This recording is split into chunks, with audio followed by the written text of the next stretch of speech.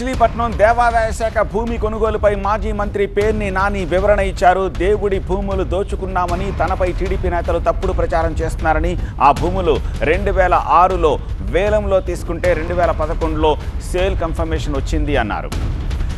2022లో 1000 గజాల స్థలం కొన్నామని, దేవుడి ఆస్తి దోచుకునేట్లయితే 2006లోనే రిజిస్ట్రేషన్ చేసుకోవచ్చు కదా అని పేర్ని నాని ప్రశ్నించారు.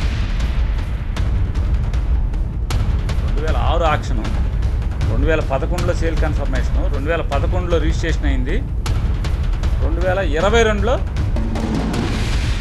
1000 గజాలు మేము కొనుక్కున్నామంట. అంటే 1000 గజాలు కొనుక్కోవడం కూడా దొబ్బేసామంటే.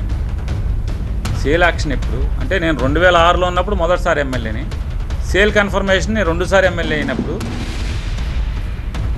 3ఓసారి ఎమ్మెల్యే అయినప్పుడు నేను కొనుక్కున్నానంట. అంటే నిజంగా నేనే దేవుడి ఆస్తి దొబ్బేసి ఉంటే తెల్లారేపుడి కన్ఫర్మేషన్ వచ్చి రిజిస్ట్రేషన్ చేసేసుకున్నాను.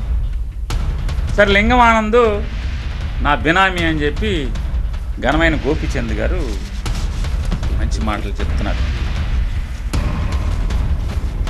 లింగం ఆనంద్ గారే నాకు బినామీ అయితే ఎలక్షన్ గెలవంగానే మొన్న అంటే కుల రవీంద్రకు కూడా బినామీ అయినా లింగం ఆనంద్